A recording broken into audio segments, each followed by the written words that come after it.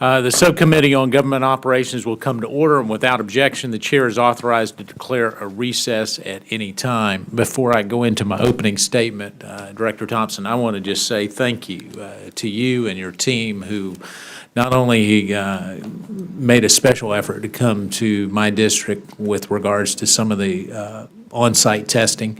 It was very illuminating, and I just want to say thank you for making the special effort to help me understand that process. So kudos to you and your staff for, in a very busy time, for making the time to help us be better informed. The 2020 census will be unlike any others in the 220-plus years since the first census happened in 1790. And for the first time, the Census Bureau will be using technology ranging from mobile devices to internet self-response to carry out one of the most important tasks for the federal government, counting the people of this great nation. The use of this new technology and modernization has the potential to create tremendous cost savings for the American taxpayer. Along with this great promise, however, the Bureau's effort also can carry significant risk. For example, if the testing and delivery schedules are not met or strictly adhered to, instead of the cost savings, there could be cost overruns. We've seen that in previous census, so this is not our first rodeo as we look at this. In prior hearings and actually in prior meetings that we've had, the committee has identified a number of areas where the Bureau is at risk of cost and schedule overruns, perhaps incomplete census data and information security breaches or the potential for that.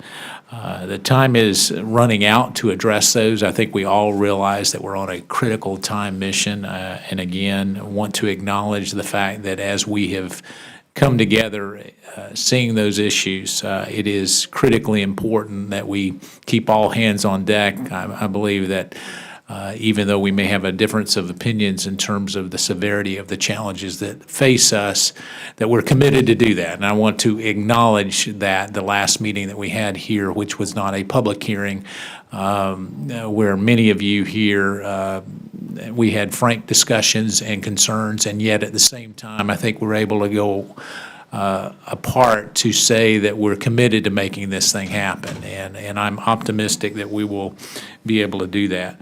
But only by correcting some of the issues that we have will we be able to make sure that the new administration and the 2020 census will be placed in a scenario for success. Decisions that we're making now, quite frankly, will have an impact for the next 4 years. And so it is critically important that we make good decisions as we start to implement a number of these areas.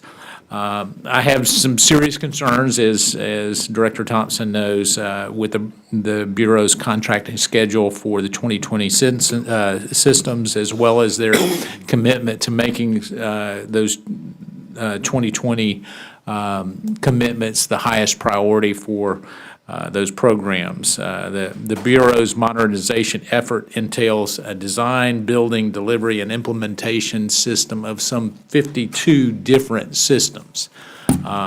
Anytime that you have that many moving parts, it can be troubling. Each of these systems should be field tested in their final form before being rolled out in the 2020 census. Today, obviously, we'll hear from the GAO that with 8 months left before the final testing, half of those 50 systems to be tested in 2018 will either be delivered after the start of the testing, or worse yet, their delivery date is still unknown.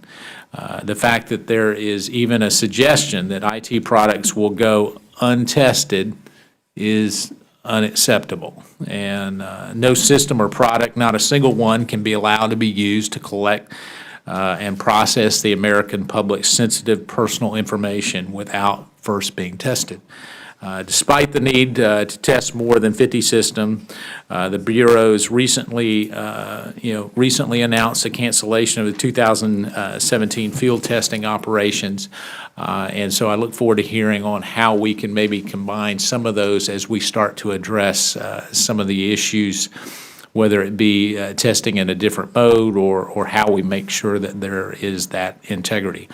The Bureau has claimed that budgetary constraints are preventing them from this testing. However, when I start to look at some of the numbers, I guess my concern is that it seems like the Bureau has opted on its own to kind of reduce the 2020 budget by more than $120 million, which would have an impact now. And so I would like to get some greater clarity on why that decision was made and what we need to do there.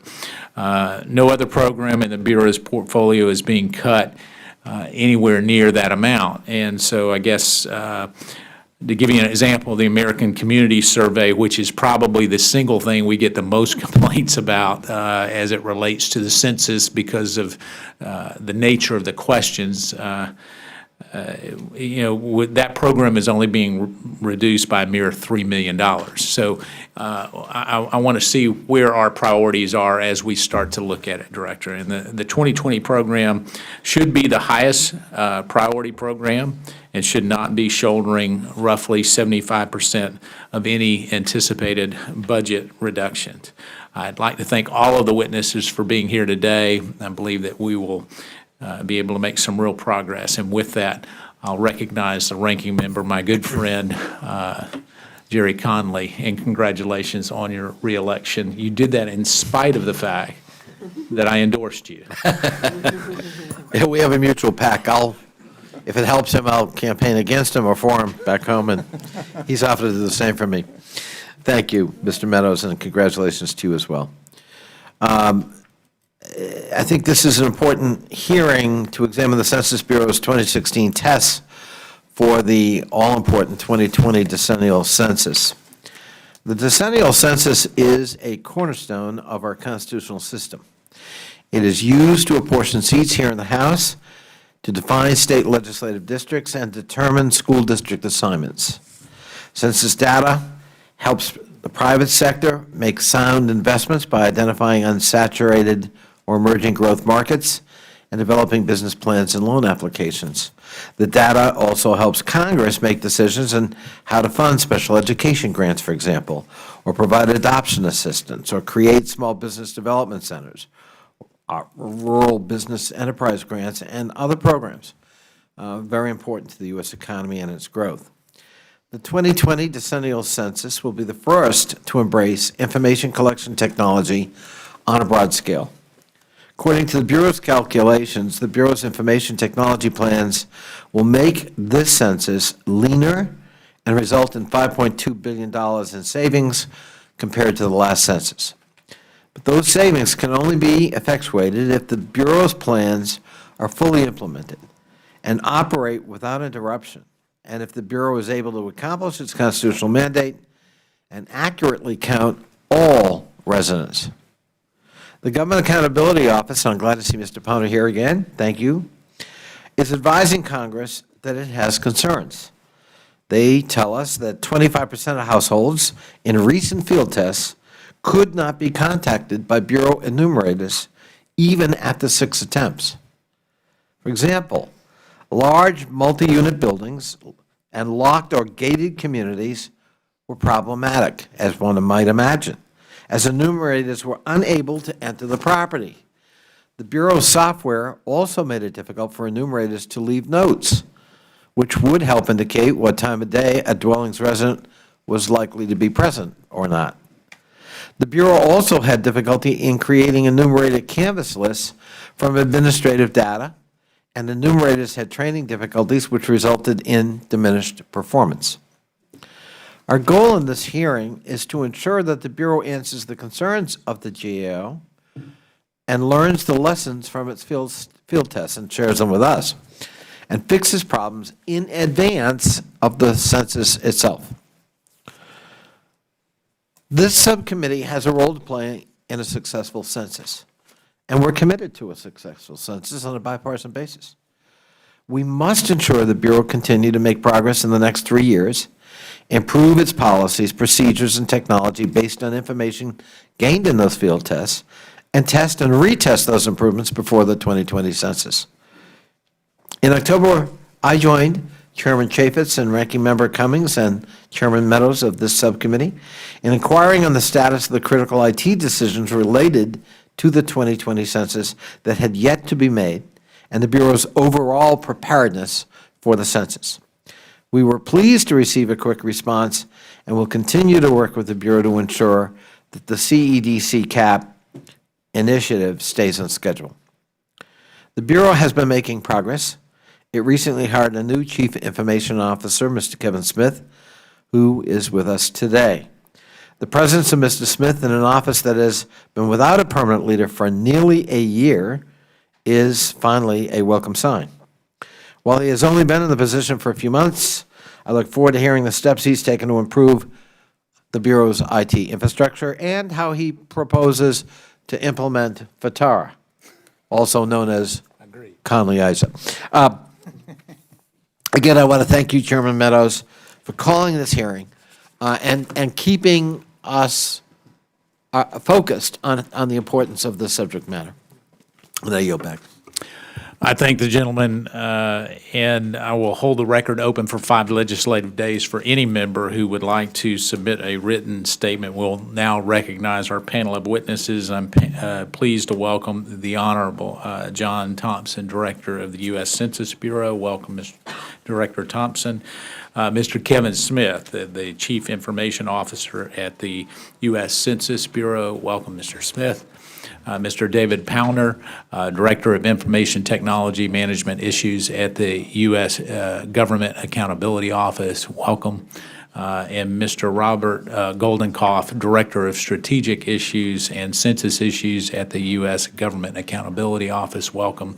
And welcome to you all. Pursuant to committee rules, all witnesses will be sworn in before they testify, so if you'll please rise and raise your right hand.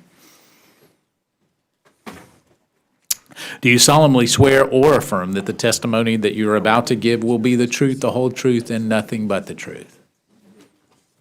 Let the record reflect that the witness has answered in the affirmative. You may take your seat, and in order to allow time for discussion, I would ask that your oral testimony be limited to 5 minutes. However, your entire written testimony will be made part of the record. And so, Director Thompson, we will now recognize you for 5 minutes.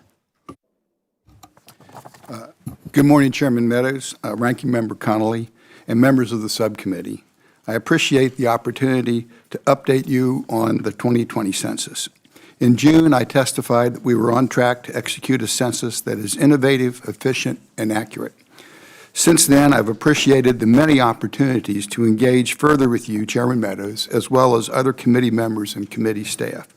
We've continued to make progress in our preparations, and I am proud to report that we remain on track and on schedule.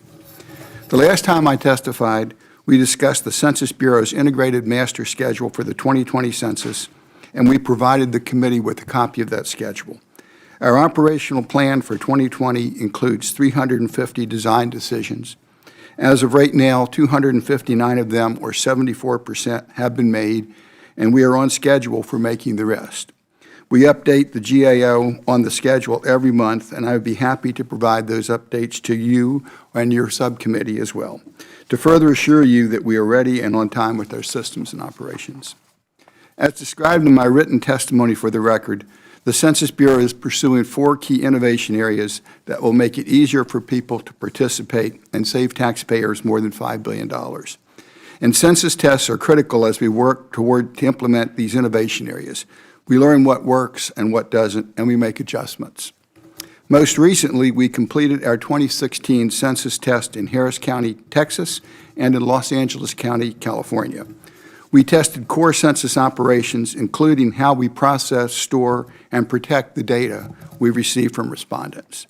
As I said, we learned many lessons from the 2016 census test, including several notable successes and insights, such as higher response rates by using a letter as the first reminder and using language services in brochures and inserts.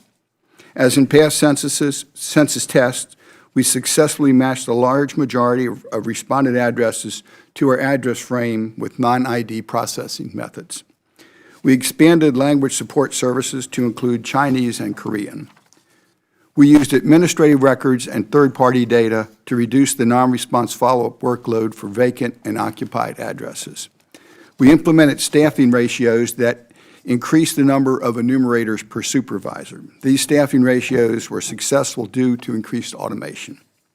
We worked with the U.S. Postal Service to reduce our non-response workload by gaining a better understanding of mail processing, including reasons why mail can't be delivered.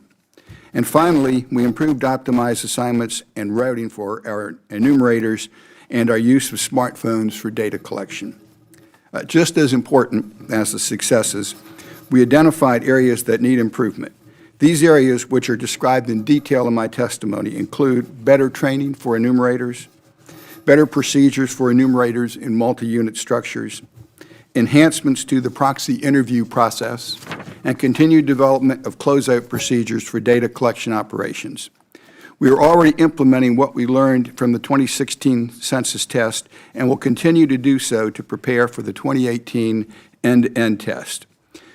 In addition, we began testing our address canvassing procedures and systems in parts of Buncombe County, North Carolina, and St. Louis, Missouri. And thank you to Chairman Meadows for observing our field operations earlier this month in Buncombe County. We're testing methodologies and data sources to detect new residential developments to show neighborhoods that remain unchanged since the 2010 census. In addition to the address canvassing test, the Census Bureau had been planning field testing operations for 2017. Due to funding uncertainty, on October 18th, the Census Bureau was forced to announce that we were stopping work on 2 planned field tests in 2017 in Puerto Rico and on 2 tribal reservations. Stopping these tests is not an ideal outcome for the operational risk of the 2018 end-to-end test and the 2020 census, but overall, it's the best option given the funding uncertainty for fiscal year 2017. We will continue to prioritize our funding resources and activities that are critical to preparing for the 2018 end-to-end census test. I should also note, and as described in my written testimony, we've awarded 4 significant contracts related to the census. I'd be happy to discuss these later. In the last 3 months, we've met key milestones for the 2020 census, and we remain on track and on time. I thank the subcommittee for your continued support and interest in our work. I am confident the Census Bureau will achieve its goal of counting everyone in America once, only once, and in the right place in 2020. And I look forward to answering your questions. Thank you. Thank you, Director Thompson, and thank you for keeping the dogs away from both of us when we were out there doing the field test. So, Mr. Smith, you're recognized for 5 minutes. Chairman Meadows, Ranking Member Connolly, and members of the subcommittee, thank you for the opportunity to testify this morning. I am pleased to update you on our ongoing work to make the 2020 census a success. I began my role as Chief Information Officer of the Census Bureau over 4 months ago. Since then, I've gained a deep appreciation of the steps the Bureau has taken to introduce innovations into their operational processes and supporting technology to make the 2020 census more effective and efficient than ever before. The Census Bureau has taken positive steps to innovate with technology, not invent technology, by using industry-available solutions wherever possible. I've been involved in developing first-of-their-kind industry solutions and large-scale technology modernization efforts in both government and in the private sector. I'm excited and honored to lead the IT team that will help deliver the most automated census ever. I've spent much of my time at the Census Bureau reviewing the IT organization and the Bureau's technology and governance. We have a talented staff of IT professionals, and the foundation for a successful census is in place. I'm particularly pleased with the start of our new CEDCAP Chief Security Engineer in July. He has a rich background in information security, a strong history of private sector experience, and a wealth of knowledge about securing federal information systems. I'd like to focus today on 2 key areas, our cybersecurity and the progress of the Census Enterprise Data Collection and Processing Program, known as CEDCAP. We take the task of ensuring the integrity and security of our systems and data against the evolving landscape of cybersecurity threats very seriously. Our cybersecurity approach will ensure that individuals have limited, appropriate access to 2020 census data. We will keep the census systems running through possible cyber threats by taking informed actions in redundant systems with layers, isolation, views, and encryption whenever and wherever possible. We are committed to partnering with industry and other federal agencies to leverage their cybersecurity services and to create as strong a cybersecurity posture as possible. In particular, we have engaged the Department of Homeland Security to review our design and security architecture for the 2020 census systems. In addition, we have reached out to the National Security Agency and other offices within the Department of Commerce for assistance in threat identification and management. During the 2020 census, we will focus on phishing threats to respondents and Census Bureau employees. For respondents, we will work closely with our integrated communications contract to address the threat of phishing both before and during the 2020 census. Within the Census Bureau, we conduct regular cybersecurity training and phishing evaluations to educate our employees. We have also worked with DHS to evaluate and test our procedures for phishing. We will use an industry-leading solution to detect rogue and suspect emails and websites impersonating the Census Bureau. And finally, we will leverage the security protections of our cloud service providers for additional layers of security. The CEDCAP program has been underway since 2015. Much work remains. In May, the Census Bureau announced the decision to unify the functions of a number of existing systems onto a single platform-based COTS solution. The transition to the COTS platform for the 2020 census began in June. The CEDCAP systems are built using an agile development approach that allows us to work closely with the decennial business product owners. This approach ensures that we deliver the right level of technology incrementally and make the most effective improvements for the census. We are hard at work to deliver the new version of the previously tested internet self-response capability in the 2017 census test. Overall, for the 2018 end-to-end test, half of the systems needed are already in use and going through enhancements. Over half of the needed systems will be ready for system integration testing within the next 6 months. Looking ahead, I believe the measures we are taking will prepare us to react to any difficulty, including the threat of cyber attacks. Preserving the integrity and security of our systems and data is a top priority. First, we will protect the data we collect. And second, we will sustain secure data collection services so that respondents may confidently respond to the 2020 census. To do that, we will layer our technology in ways that isolate data and systems from each other with views that let us take immediate action when a threat is detected. This approach puts in place a majority of the technical security controls that we need to protect the data and systems from threats. This allows for systems to inherit best practice technical security within the framework while we continue to develop the systems.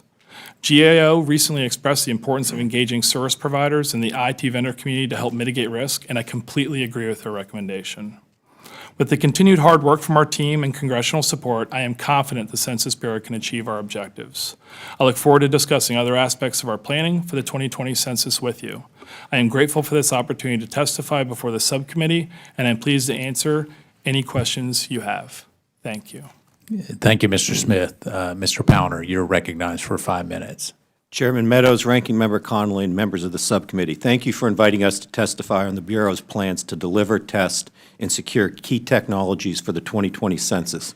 Clearly, utilizing an internet response, mobile devices for enumeration follow-up, and cloud solutions are important steps to improving our nation's response rates and securing citizens' data.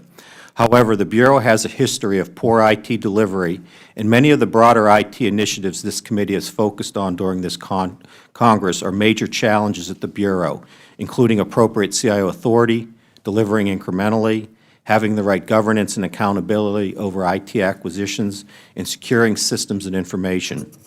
This morning, I'd like to focus on what needs to be done to deliver and secure these technologies.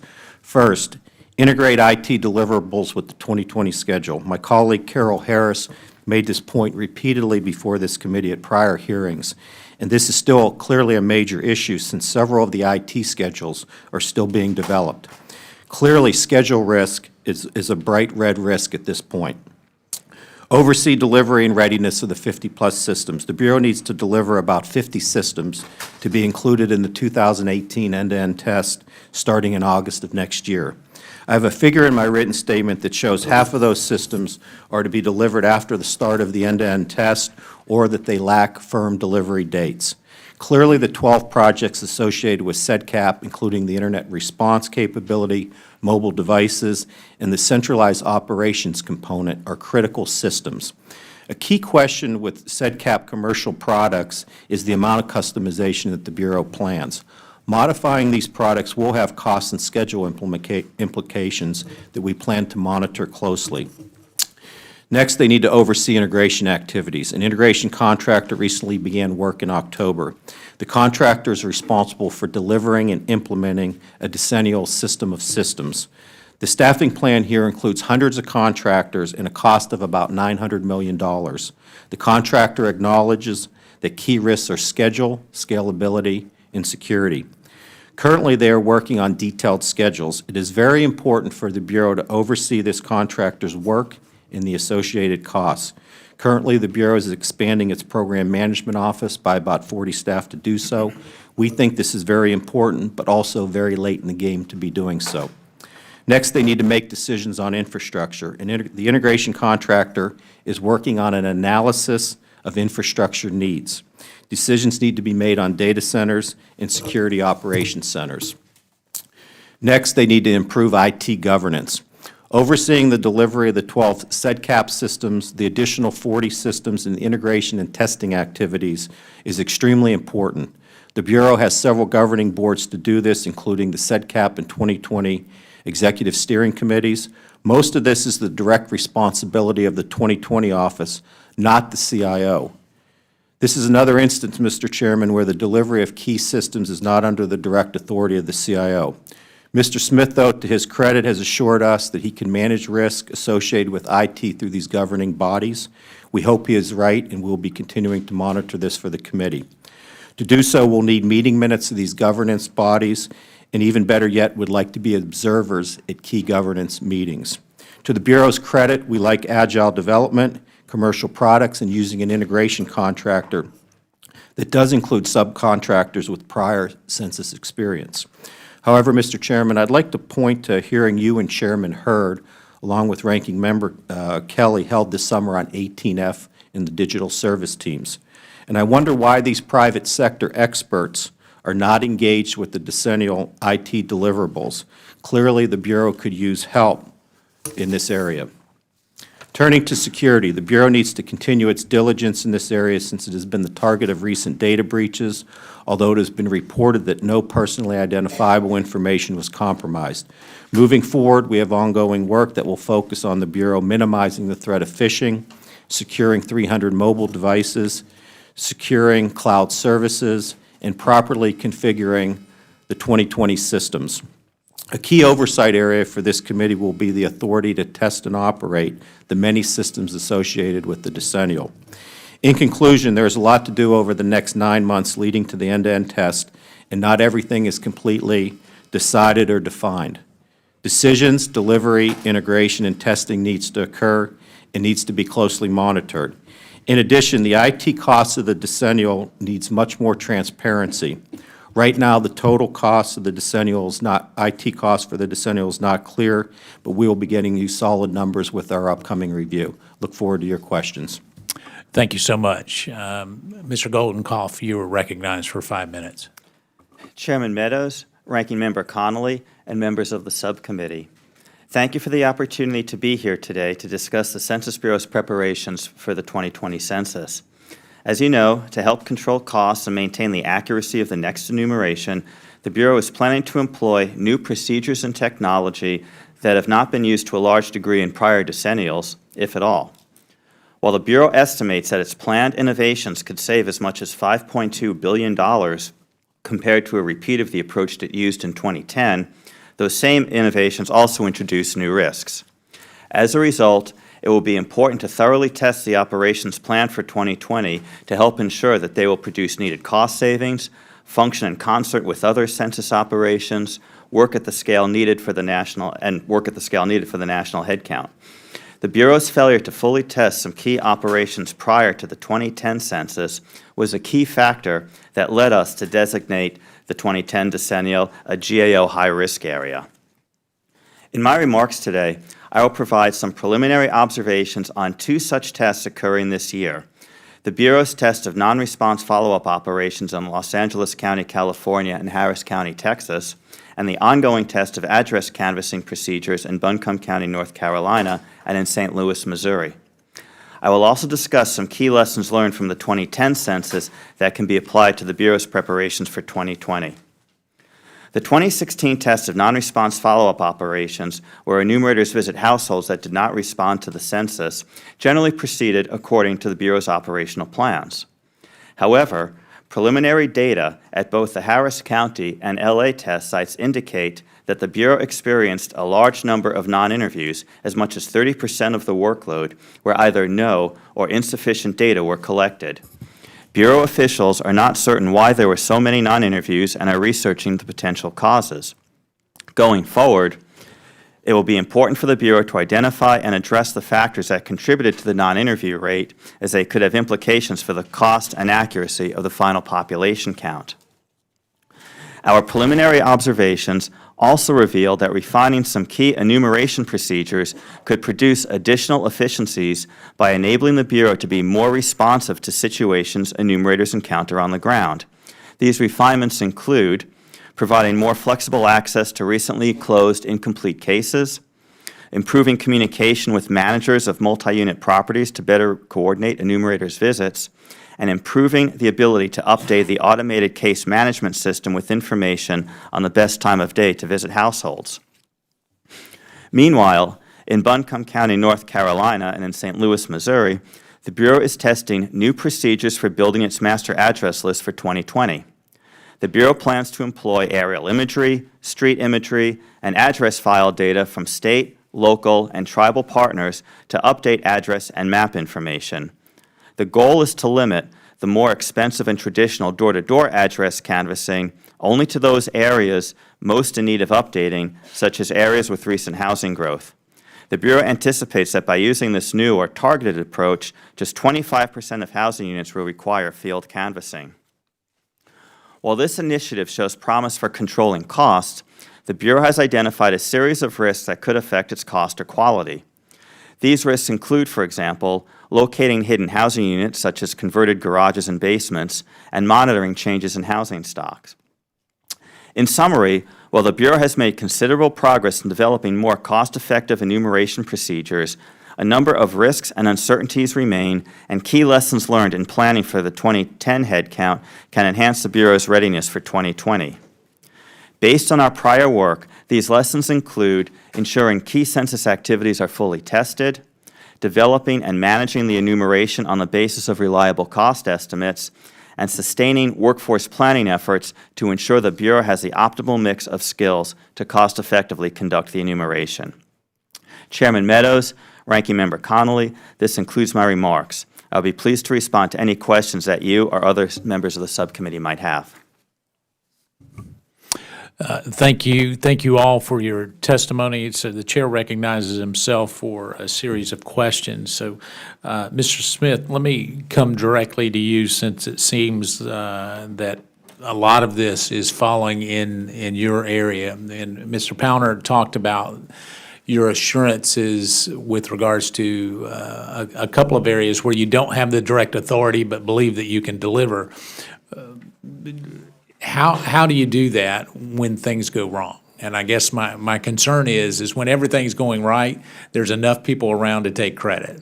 When they go wrong, then all of a sudden, there is a lot of finger pointing. And so should we address that now to make sure that you have the ultimate authority as the GAO would encourage you to have? Chairman Meadows, thank you for the question. What I have in place to assure from a FATARA standpoint and also assure from an execution standpoint that the census will be successful is governance to make sure the acquisitions are done appropriately, as well as governance on all of the technology solutions being proposed from the infrastructure support to make sure they're done the right way and they're actually done with the least amount of risk from the technology standpoint. By putting these in place, I'm comfortable that I'm able to give the business, Decennial, as well as from the mission standpoint, the Census Bureau Director and others, the right level of risk that potential solutions may have, and we make the right decisions to move forward. All right, let me interrupt you. What is the right level of risk? Because that's a qualitative statement, and I want to make sure we're all on the same sheet of music. Oh, absolutely. My first and foremost importance is to make sure that the systems are ultimately secure, This data is confidential, integral, and the systems are available. There are some potential reasons why you would want to do some of those solutions a little bit different for the 2020 based on the scale and the size of the data coming in. To me, these are not large level risks as long as we have a large level view of what it means from the security aspect and the ability to recover the systems. Well, then let's go ahead and talk about that a little bit, because I guess one of my concerns is it seems like half the systems, and maybe I misheard what you said, but half of the systems will not actually be implemented before we start end-to-end testing. Is that correct? That is not completely accurate. Some of the tentative dates that were not in the master, the IIP plan, those are to be delivered as well. They're all tentatively scheduled before August. 60% of the systems are to be delivered before August. And most of So those are the new only systems. 40% of them will not be implemented for end-to-end testing. So I was wrong by 10%. But some of the ones. All right, so let me get to the crux of the matter. The big one, fraud prevention. According to what you've given us, it doesn't look like you plan to deliver that until March of 2020. And so I'm looking at this, and it's very troubling because we've got a 2020 go live estimate, and you've got fraud detection systems. The delivery is March 20th of 2020. And then we've got the other one of real-time non-ID processing, which says basically, is this the real person that is coming in and actually filling it out? And you've got a delivery of March 20th of 2020 on that one as well. How in the world are you going to test something and plan to go live a month or two after that with those two critical components? I mean, I see that as the crux of why we're here today. And your delivery schedule would suggest that we're going to do all the testing and then throw in a fraud prevention a month or two before we actually go live? Chairman Meadows, I completely agree with the concern. I will have to go look back at the tests, the system list we delivered and the dates to see how they would say March 2020. You can. Congressman, if I could just say something. So we are continually working on understanding the cyber risks of fraud protection. And so we will run something in the 2018 end-to-end test. We will continue to improve upon that using knowledge that comes in about what are potential vehicles for fraud entering, and we want to keep that open quite a bit, so we keep updating the system. But let me assure you, we plan an extensive program where we will re-interview a sample of every response we get to the census, both non-ID and ID'd, and use that information to determine the quality of the responses in the census. So when do we deliver those systems? Because we can't deliver them, Director, we can't deliver those on March of 2020 and expect to have any kind of integrity and confidence in those, even if we may be doing some type of testing now. And Chairman Meadows, my answer to the delivery date that was there's obviously a delivery date that is going to be done for 2018. I need to get back to the group with what that date is. Our intentions are to have some of the system in place to do some testing in 2018. All right, so do I have your commitment that the delivery of the fraud prevention and the non-ID will be done before we do end-to-end testing? Pure and simple. Yes, sir, you do. Okay, and so you will get back to this committee and with Mr. Powner in terms of that. Is that something that you can live with, Mr. Powner? Yeah, I think your questions, Chairman, are right on. I mean, clearly there are delivery dates, but there's also delivery dates. There's some integration to key systems that should occur prior to the end-to-end test. I think the thing is, if you look at this realistically, will everything be done, all 52 systems, by August of 2017? Likely not. Likely not. And if it's not done... Yeah, of course, he modified that. He said that if it's not done... 40% of them won't let's be look done. at it realistically. If it's not done, then there's ways to test by other means. I mean, it's maybe not ideal with the operations, but that's why it's so important that these systems, we need to really dog the delivery, the integration, and the results of the tests. So if everything doesn't go smoothly with the end-to-end test, we still do have some time to test, not ideally, but we can still test leading up to the actual decennial. But I think what we need is real transparency on delivery dates, costs, and all that stuff so we can all effectively work together. Mr. Smith and I have had some real good conversations about this. We talked about I was around for the 2010 decennial. I testified in front of this committee multiple times when the handhelds failed. There's a history of not having strong governance over these things. I do think the integration contractor could help them, but also too, the integration contractor, we're putting a lot of responsibility on them. It's close to $1 billion contract, and we need to ensure that there's real delivery coming from that contractor too. I imagine you're going to be talking to that contractor down the road. Sooner than later, yes. And I think as we look at that, I appreciate you acknowledging the back and forth, because I do believe that we've had that, these key things. We're going to find a lot of stuff that is troubling, but we have a very, very short window. I mean, it's even shorter than 6 months. Some of the decisions that have to be made, as we've talked about, they need to be made, in the next 60 to 90 days. And so as we look at that, so let me finish up with one, and then I'll recognize the ranking member, Director Thompson. In your opening testimony, you talked about a lot of the testing and a lot of the things that are going on. So help me really take all of that testimony and, I guess, fine-tune it with the test results that you've seen to date and where we are. How do you feel like that will compare to the actual results of the census when it comes in? I mean, what are the anomalies, I guess, is what I'm saying. Thank you, Chairman Meadows. As GAO testified, we found in our work in the 2016 test that we needed to work on our training procedures for our enumerators more.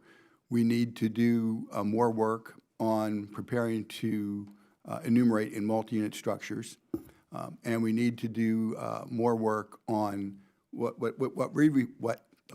we refer to as closeout procedures, and what Mr. Goldenkopf was discussing as more of an unresolved. But we need to work on that. We learned that, and we have processes in place to get that set for the 2018 end-to-end test. So, and again, we will have the same results coming out of that test. We'll share the results with the GAO. We'll share the results with you, so we all know where we are at that time. so if a number of 10 says we're all the way there, where are we today based on the test results that you've seen?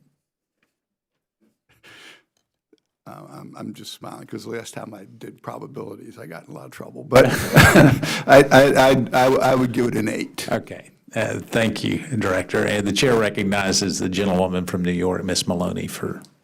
Thank you, and thank all the panelists. And I share the chairman's concern about security for the 2020 census cybersecurity. As we know, in 2015, the cyber breach of the Office of Personnel's Management resulted in the theft of personal identifiable information of more than 21 million Americans. And the 2020 census will create a repository vastly larger than what the hackers stole from OPM. So the security of the census information is of truly utmost concern by individuals, and they want to be assured that it's there before they even participate. And there's no question that encryption is a key component of information security. But, Mr. Smith, I understand that some 2020 decennial computers for the census are too old to use encryption. Is that correct? Congressman, I appreciate the question. I have to go look back to see which ones are too old to use encryption. There's encryption in transit, and there's encryption at rest from data. I will assure you, from the standpoint, from the security aspect, that the approach we're taking to layer and isolate the security parameters in the network, actually make these legacy systems, if they're too old for encryption, they're well behind and inside of the Census data centers, that the ability to interact with these systems is limited from the outside world.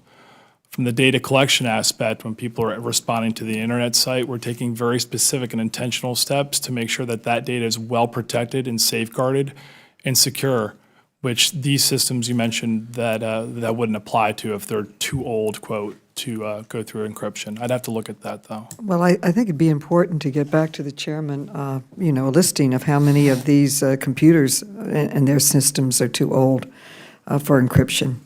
Mr. Smith, what concerns does that raise, and how will they be addressed? Director Powers' GAO management of interdependencies between programs supporting the 2020 Census is needed report highlighted the fact that the 2020 census will be the first one in which respondents are heavily encouraged to respond by the internet. And GAO has previously reported that malicious email attacks are among the growing cyber threats facing the federal government. So, Mr. Smith and Director Powers, your comments? So from the malicious emails aspect, what we're doing is we're going to engage industry-leading solutions to detect rogue emails, detect websites that are impersonating the census, and put some specific things within our systems so the public can identify what is a census system they should be applying to and interacting with for the internet self-response. We're also going to be taking steps with the communications contract we have signed with Decennial to go through and educate the public on what they should be doing for phishing, what they should be doing against these attacks, to get in front of it as much as possible before the 2020 census occurs and regularly through the 2020 census. And Director Power, adding to my question, does the 2020 census reliance on the internet create an additional risk of respondents falling victim to attacks? Yeah, clearly we're concerned about phishing attacks. Also, too, if you look at it holistically, you have to also secure the mobile devices. We have cloud services we're likely going to be procuring. We need to ensure there's the appropriate level of security with the cloud. And then configuring all the 2020 systems, these 50 systems that we talked about. We're looking at that for you right now, and we're going to continue to report back to the committee on that. But clearly it's a concern. I do think folks at the Census Bureau, it's a high priority for them. When we talk to the contractors there, too, it's also one of the high-risk areas, so there's a heavy focus on it right now, but we'll continue to track that for you. Okay, and Mr. Smith, is the Bureau using the services of outside organizations to help implement and test cybersecurity? Yes, we are.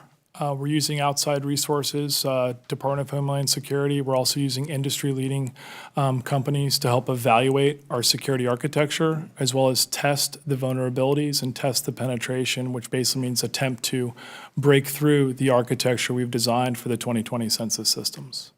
Well, Director Power, based on what you've heard today, how confident are you that the Census Bureau and the Department of Commerce are implementing sufficient levels of cybersecurity for the 2020 census?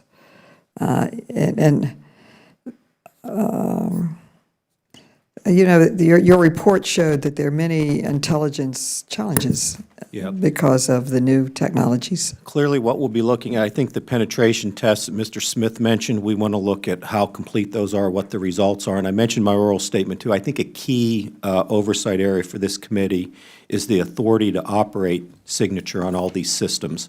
You know, clearly, if you look back on healthcare.gov, I testified on that. That was a key issue. There was an authority to operate, but there were vulnerabilities associated with the authority to operate that some would argue weren't acceptable, and I think that'll be a key oversight item for this committee. And Mr. Smith, what assurances can you give that the Bureau's IT progress is appropriate? There are new tremendous challenges in IT. Last month, the Bureau provided the committee with information relating to its remaining IT decisions, and we were told that there are 48 IT-related decisions left. Is that correct? So how would you characterize the Bureau's progress or lack thereof of meeting its deadlines? Thank you for the question. There are approximately 40 IT decisions left from the list. These are decisions that we're going to make as we learn from the operational tests, things that need to be implemented. I can assure the committee or the subcommittee from the standpoint of how we're securing the technology enables us to actually develop the technology iteratively and agilely, which is recommended by the federal government as far as approaching large-scale systems of this nature. And I can assure the subcommittee that by developing things agilely, we are going to know how things work and how secure they are along the way as we're developing it. We're not going to wait till the end to do the testing and do the security of these systems. Any other comments? My time has expired. Thank you. I thank the gentlewoman. The chair recognizes the gentleman from Wisconsin, Mr. Grothman, for 5 minutes. Thank you. Couple of questions where I guess the Census Bureau gets in the news. There's been a lot of discussion in recent times in the newspapers about undocumented or illegal immigrants, and I think the number is to a certain extent based on Census Bureau data. Do you guys generate numbers of people who are not citizens in this country? We'll ask Mr. Thompson, Director Thompson. Thank you. We don't produce a number of the undocumented people in the country. I mean, we do produce data that researchers in the field use to make estimates of that, but that's not a Census Bureau product. Okay, so when you give us the total people in the country, you have no idea whether they are citizens or not? That is not something you concern yourself with? Thank you, Congressman. When we produce our estimates from the decennial census, it includes everyone in the country, and we don't distinguish between those that are documented and not documented, and we don't ask. Okay, so we have no idea whether they're a student here on a visa or a short-term visa or a person who is here legally. You have no idea. You said you make an estimate, though. How do you make that estimate? I'd have to get back to you on that. I mean, You have no idea. I'm not a demographer, but we do have a lot of good demographers at the Census Bureau. Any other guys know? I mean, as I understand it, they've been banning about this 11 million figure for 15 years or something. I'm told it's based on census data. Do any of you guys know how they generate that number? It's used by a lot of politicians. I just wondered. Why don't you guys get back to us on that? Okay, the next question is, you have a tendency to generate statistics by what we call race. Is that right?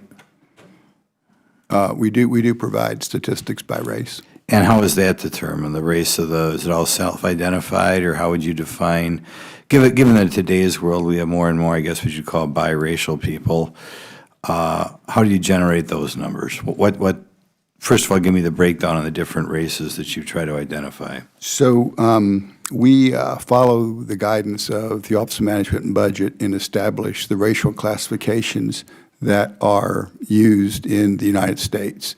And this includes major categories such as African American, such as white, such as Asian, such as Native Hawaiians and Pacific Islanders, and American Indians and Alaska Natives. Within that, because we have a decennial census, we collect more detailed information. We also collect a category on the decennial census, other race. Again, all this follows the guidance that the Office of Management and Budget establishes for assigning racial classifications in the United States. You come with kind of inflammatory stuff. I would think over time, more and more Americans are not 100% something. Congressman, let me also say that starting in 1997, the OMB directed that respondents be given the option of responding to more than one race. So respondents can identify with any particular race or combination of races that they feel describes them. Okay. Our president, how should he fill out that form? That's up to our president. I mean, seriously, it's self-response. So we present the categories, We present the information to our respondents, and then they identify with what they believe describes them. Okay, so the figures are largely no guidance. Okay, I could be 1/8 American Indian. If I put down American Indian, that's what I am, right? According to you guys? That would be your census response. Okay. Now we'll give a question to Mr. Goldenkopf. The GAO found last time 25% of your cases resulted in non-interviews after six visits. So somebody went there 6 times, 6 attempts, nobody gave you the information. Is that right? Are those figures right? Yeah, and just to clarify, I believe it was 30% at the Texas test site and 20% at the Los Angeles test site. Okay. Does this concern you? It does concern the GAO, and for several reasons. One, it concerns us because the Bureau doesn't know the factors that contributed to the high levels of non-interviews. And then also, of course, that information would need to be imputed statistically on those missing housing units. So there are a couple of factors that could have influenced those high non-interview rates. It could have been, for example, the enumerators not following certain procedures. They were supposed to, if they couldn't get an interview, they were supposed to go to a neighbor or somebody nearby. But then this is where Director Thompson was talking about where the training needed to be improved. Perhaps that the enumerators didn't recognize the importance of going to a proxy. There's some other factors that could have influenced that as well. But it is concerning to us, and that hopefully that the Bureau will be able to have data from this 2016 test to get a better understanding of what was behind those high non-interview rates. Okay, I can see I've exceeded my 5 minutes. So we'll have to, when we go to conference later this week, we'll have to tell all our colleagues they missed an exciting hearing. I thank the gentleman from Wisconsin. Was duly noted. I appreciate the gentleman's questions. I will recognize the gentlewoman from the District of Columbia, Miss Eleanor Holmes Norton, for 5 minutes. Thank you very much, Mr. Chairman. This is always an important hearing. It's important. It's timely. I would say it's timely. I hope it's in time. The enigma, of course, of the census is not whether you have one drop of black blood, but of how to count people and to give them the opportunity. I indicate that because there was a time in our country when that was, if not of the census, a way in which some states decided who was African American in our country. So the only thing a diverse democracy can do is to ask you, who in the hell are you? And to ask you and have you fill it out. I note that some people are using these apps and are finding that they are of many different ethnicities, but at the same time they probably answer, and many of them are answering other. I also want to say for the record that census is in the Constitution. At the time of the census, most people weren't even citizens, because they had arrived here and we were getting people coming in such large numbers. So it was important from the beginning just to know how many people are here. And from that, of course, scientifically, we now have a way to find who is documented and who is not. But I want to ask questions about this, what I'm calling the enigma of the minorities, which always vex the census. I want to turn to this Harris count field test, so that even using new technology, approximately 30% of the households, I think this is for you, Mr. Goldenkopf, approximately 30% of the households in the test could not be contacted after 6 good faith attempts. My first question is, compared to how many attempts did it take for the 70% that could be contacted? Well, that varied. It was between 1 and 6. Yeah, well, obviously it was between 1 and 6. Right, and I specifically, I don't know. I would like you to report back to this committee how many attempts does it take on the average to get a response, because I think 6 is a good number. So I'd like to have some explanation of these results. Mr. Goldencup, how is this problem to be fixed? I mean, those people are out there. Surely they can't go uncounted. Well, the first way of fixing it is getting a better understanding of what was causing it. And we were out there. I personally was out in Los Angeles. We had other GAOers out in LA and also in Texas. And, based on our observations as well as our conversations with census officials, there are a couple of things that could be behind it. First, just the nature of the test itself may have high non-interview rates, and that's because it's not an actual census, and so the public may not be as aware that the census is being conducted as they would during an actual census, just because during the actual census, enumerators are under more time pressure. The Census Bureau also conducts a lot more outreach and promotion, so it could have been an awareness issue. People just don't want to answer their doors. Another reason could be the devices themselves, that the way those handheld devices worked, that after an attempt was made, they couldn't reopen a case. And so if someone came home and the enumerator was still in the air, and we did see this happen in a number of cases, they couldn't reopen that case to enumerate that person. They couldn't reopen the case? Because it's just the way the handheld devices worked, that there were certain there were some reasons for that, and I think this is just a more generic issue of being able to better balance the efficiencies that you get with the centralized control of an automated case management system with the flexibility that you get with enumerators on the ground, being able to adapt procedures as they see fit, and it's a balancing act. And so maybe, and this is something that we've been discussing with the Census Bureau, is how to, through the business rules and how the devices are managed, to allow for a little bit more flexibility in the procedure. Well, could I just ask, some of these seem important hypotheses. Are they being acted on?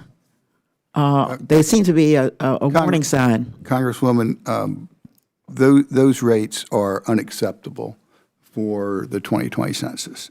So we have the information that will be available to make sure that we can go back to those households as many times as it takes to get a response. And we will do that, because we're not going to leave that much of the population. So I understand that, and that's important to hear. Right. And documenting what of the hypotheses you just heard was the cause would be important for the future as well. Director Goldencup, is there any way to know, should be a way to know, what percentage of those who did not use the internet response option in the 2 tests were minorities? Who did not use the internet? So basically, if I understand your question correctly, you're asking who minorities who responded other than the internet?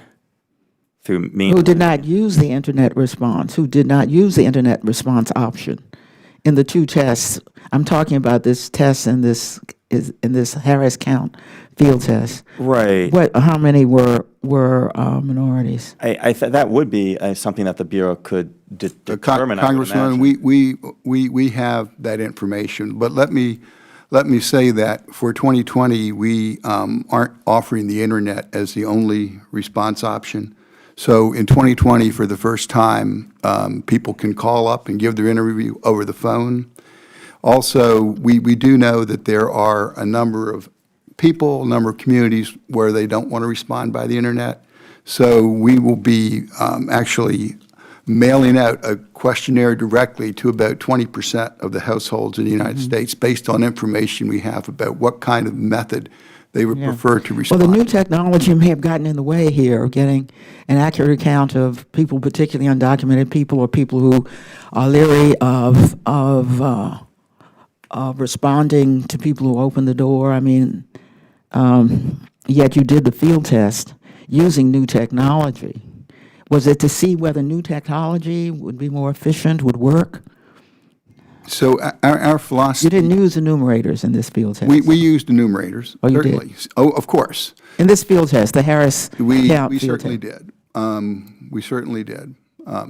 And like I said, if someone wants to respond by paper, eventually they'll get a paper questionnaire, or they might get one right at the start, And depending. do you imagine that among those that it took six attempts and still you couldn't respond, that they probably need to have some face-to-face or paper enumeration? The ones that took six were six face-to-face attempts. We went to the Oh. to the door and knocked on the door, and either nobody was home or the door wouldn't be opened. These were six attempts after they received I see. four That is troubling, contacts by the mail to respond. very troubling. I don't know if it's when people go. Do people go only in the daytime? People may be, I hope, away at work.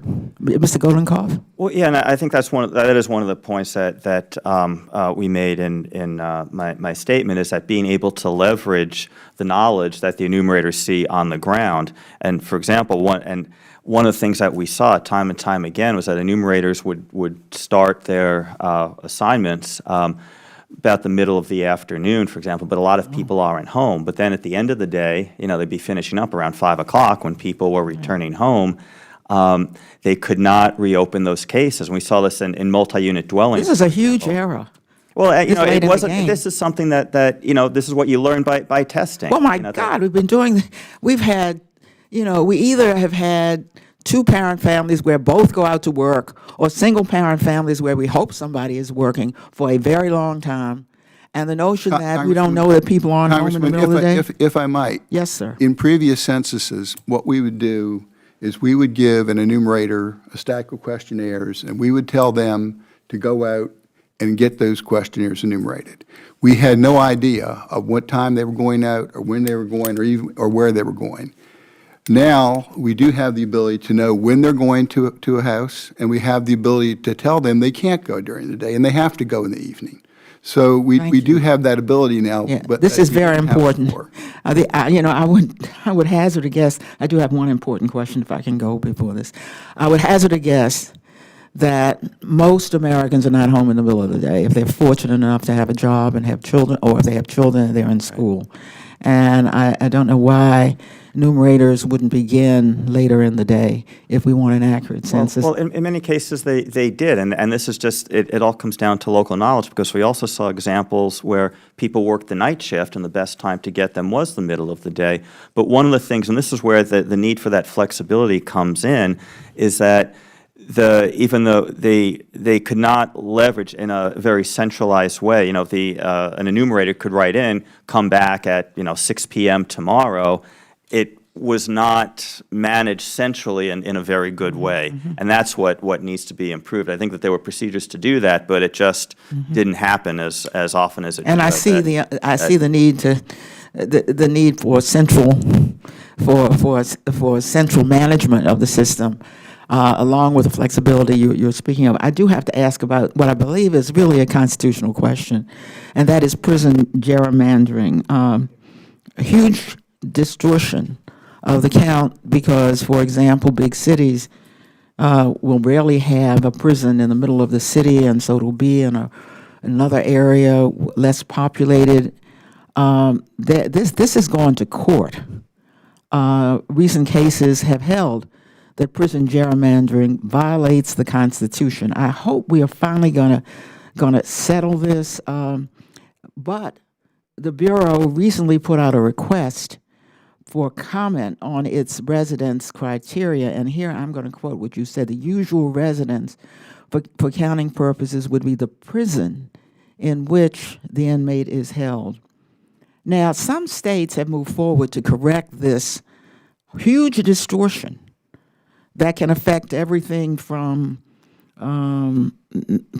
where we count for members of Congress, not to mention where resources go. So you're overcompensating where the resources may in fact not be going. For schools, for example, there are no schools in prisons. I don't see how we can have it both ways, and want to know, are we going to settle this question, or are you looking forward to the census facing really a huge constitutional question, because there are a number of cases and they will be on their way out? What are you doing to settle this question before the census? Okay, the gentlewoman's time has expired. You can answer very quickly if you have a response to that. I do have a response. So we issued, and this was in the interest of being open. It's the first time we've done this. We issued our proposed criteria for determining residence in a Federal Register notice at the end of June. We gave a 30-day comment period. We extended the 30-day comment period based on requests from the committee. We've gotten over 78,000 comments, responses to that Federal Register notice, and we're now in the process of evaluating the very thoughtful comments that we got so that we can issue a final determination. Well, let's hope you take into account the recent litigation. You cannot have censuses where some states have corrected this, other states haven't, and then go to the American people say we have an accurate census. You can't have two ways of counting the same population based on what state they're in. Thank you very much, Mr. Chairman. I thank the gentlewoman for her interest in making sure that everybody is properly counted. So let me kind of close out by asking a few questions to make sure that we're all marching to the same drumbeat, because I think we're getting closer. And so, Mr. Smith, let me start with you. In October, we talked about doing I guess it was a single operating system for deploying on mobile devices as part of that working group. And I think I read that indeed that is where you're going with that. Was that an accurate report, or was that correct? Chairman Meadows, I recall that we are going through to determine the mobile devices that are going to come in through a contract. And based on the operating systems, the mobile device may choose to provide as a bid. The platform we're using to develop for the enumerators to produce the application can work on either mobile platform. There are very, very, very small changes beneath working on an Android or working on an iOS or working on other mobile device platforms. So the system itself can be. So for a non-techie, is that a yes to my question or a no to my question? I mean, is it a single operating system or not? No, we will be. So the reports were wrong? From the Because mobile device aspect. I think the reports basically said that you were going to that, and so. Congressman, we have just released our request for procurement for our device as a service contract. It came out yesterday, and we are going to carefully examine the solutions that the vendors propose. And it may very well be that some vendors will propose only one operating system.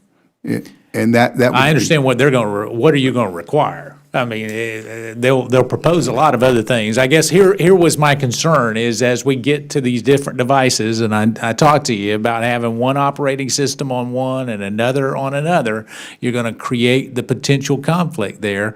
So I thought we had made progress, and I was about to say, hooray for Mr. Smith, thank you for listening. And what I'm hearing is that may not be accurate.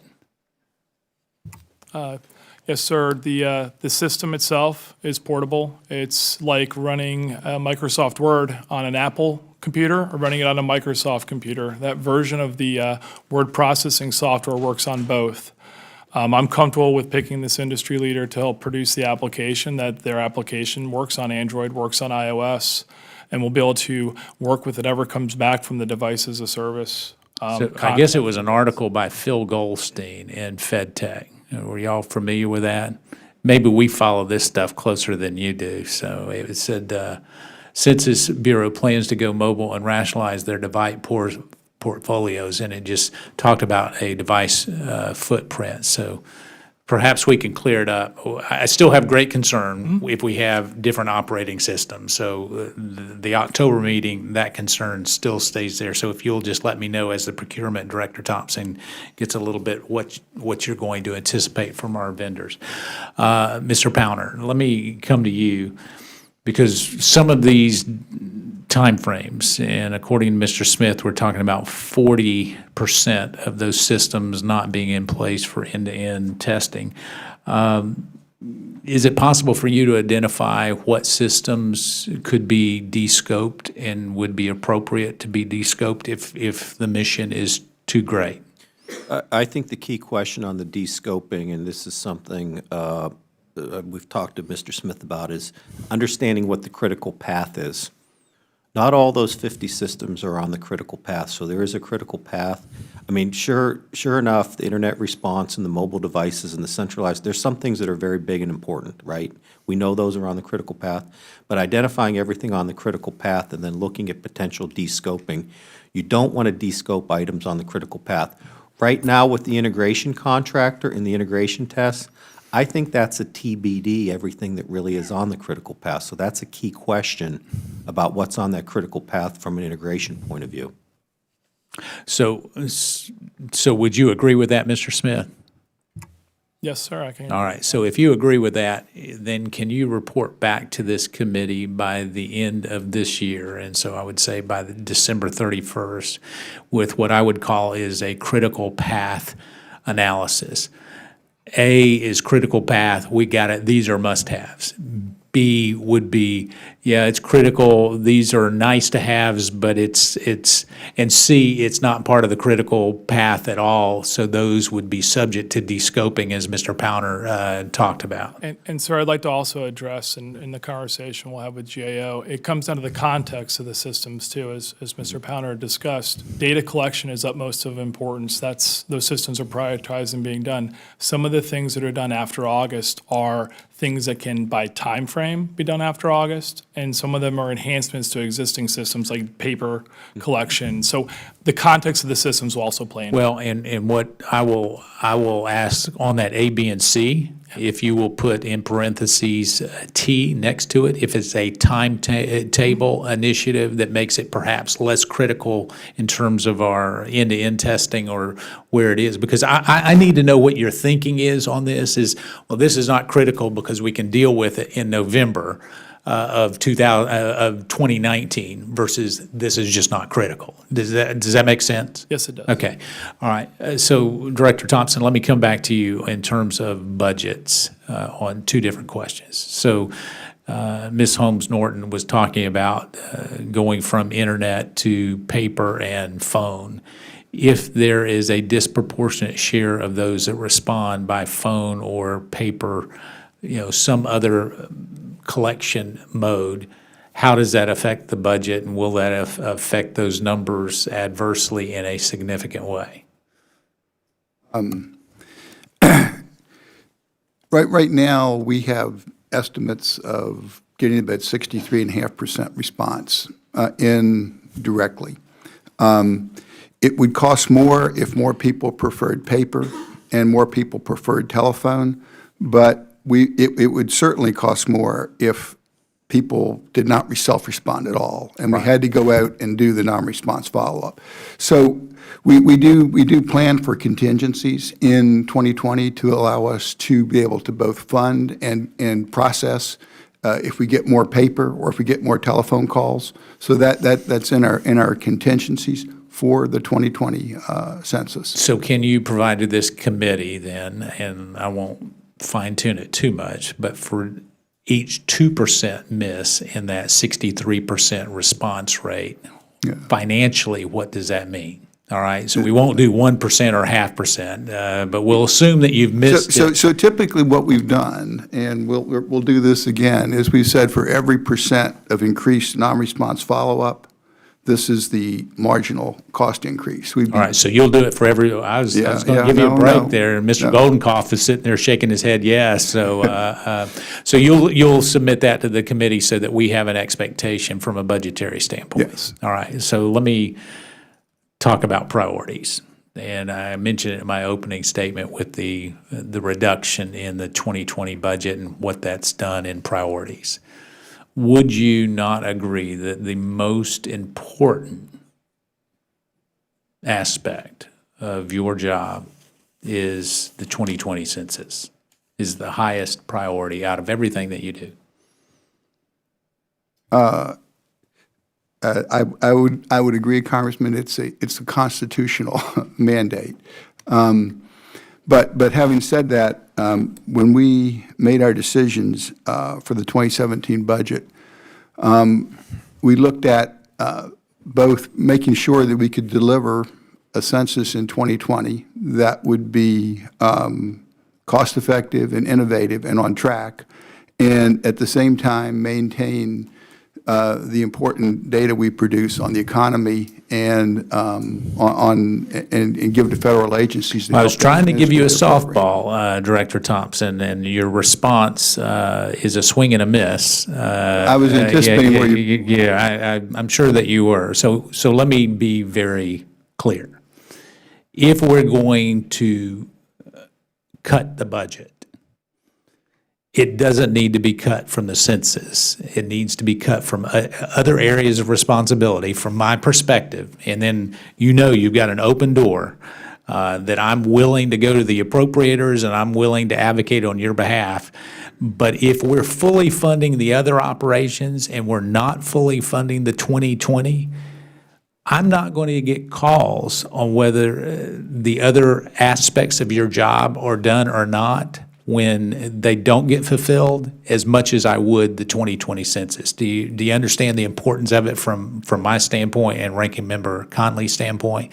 The egg on our face will not happen with some of the other, granted, very important aspects that you have under your jurisdiction, but whether they get done or not, I get a call from someone in the bureaucracy here saying, why haven't we done it, more so than I will if we don't have the 2020 census done properly and effectively. Would you not agree with that? I've got to say, my number one goal is to do the 2020 census in new and innovative ways, and effectively and accurately. Oh, I agree with that. I guess here's what I'm asking you to do, is if you are making budget concerns that impact the implementation of this critical process that we've all been talking about, where it is, 75% or a 25% cut actually came out of the 2020 census, and very little cut came from some of the other responsibilities. And so I guess I question that decision in light of the priority that I deem the 2020 census to be. And so let's have some further discussion. I'll let you off a little easier on that end. Congressman, I appreciate your willingness to talk about a number of things on the census and your willingness to engage with us. It's been very refreshing to work with you, so thank you. Well, if you will let me know, and I've told your staff this, from a budgetary standpoint, I'm willing to camp out in the appropriators' lobbies until they want me to go home. How about that? And we'll make sure that you get the resources, as long as you can get me those other numbers. So I want to just say thank you. Let me just tell you, to have two different missions for your agencies in terms of your primary focus, but having one mission in terms of making sure that this is successful, I'm pleased with the back and forth, the tension that sometimes is there and acknowledged, but yet at the same time, what I'm hearing is real progress. And so, Director Thompson, I want to just acknowledge that in terms of your leadership and your willingness to do that. And so, as we work going forward, I look forward to having each of you update us on a regular basis to make sure that we're making good progress. And with that being said, if there's no further business before the subcommittee, it stands adjourned.